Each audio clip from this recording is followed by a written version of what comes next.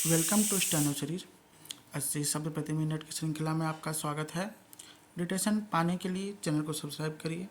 डिटेशन अच्छी लगी तो उसे लाइक करिए और अपने दोस्तों के साथ भी शेयर करिए।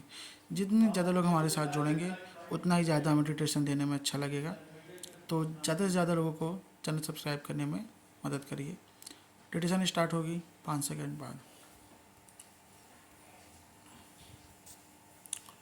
Ready start. यह सही है कि इस बेमौसम बारिश ने किसानों की पेशानी पर बल ला दिया है, लेकिन ऐसा भी नहीं है कि इसने खेतों में खड़ी फसलों को पूरी तरह चौपट कर दिया।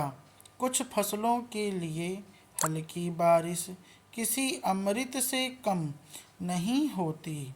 मिसाल के लिए गेहूँ, चना, मटर, मसूर जैसी फसलों के लिए यह बारिश काम की साबित हो सकती है, क्योंकि ये सभी फसलें अब पकने के करीब हैं। जहाँ तक गेहूँ की बात करें तो यह बस कटने को है। इसलिए हल्की बारिश से मिट्टी में प्राकृतिक नमी आती है, जो जड़ों के विकास के लिए बहुत अच्छी होती है। सिंचाई का खर्च इससे बचता है। इसी तरह चना और मटर जैसी फसलों को भी इस तरह की नमी से फायदा मिलता है। उनके दाने कहीं अधिक पुष्ट होते हैं और निखर कर सामने आते हैं। इसीलिए अभी की बारिश के बाद पैदावार बढ़ने की उम्मीद भी की जा रही है।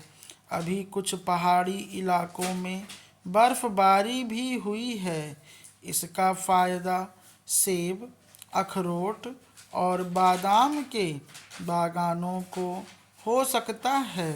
सर्दी बढ़ने से इन पेड़ों की पोषक ज़रूरतें पूरी होती हैं, जिसके कारण उनमें अच्छे फल निकलकर सामने आते हैं। हाँ, अगर खेतों में पानी लग जाए तो फसलों को नुकसान हो सकता है। इसलिए किसानों का प्रयास खेतों से जल्द पानी निकालने का होना चाहिए। यदि वे कुछ सावधानी अपनाएं तो हो सकता है कि उन्हें इस बारिश का अधिकाधिक लाभ हो। मसलन जिन इलाकों में बारिश ज़्यादा हो रही है वहाँ खेतों में जल निकासी का उचित प्रबंधन करना अनिवार्य है।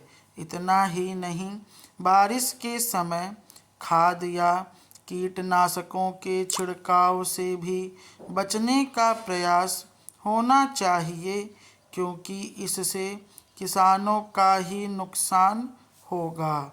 हालांकि कृषि विशेषज्ञ यह भी सलाह देते हैं कि अभी फफूंदनाशक दवाओं का प्रयोग जरूर करना चाहिए, क्योंकि वातावरण में नमी बढ़ने से फसलों में फफूंद लगने का खतरा बढ़ जाता है। जहां बारिश हो रही है वहां के किसानों को अभी अपने फसलों का पूरा ख्याल रखना चाहिए और ज़रूरत के हिसाब से ही सिंचाई या दवाओं का छिड़काव करना चाहिए। फिजूल की कवायद उनकी चिंता बढ़ा सकती है। साफ है, अभी हो रही बारिश रबी की फसलों के लिए मिली जुली साबित होगी। मेरे विचार से यह पानी गेहूं की फसल के लिए वरदान साबित हो सकता है, बशर्ते खेतों को जलभराव से बचाया जाए।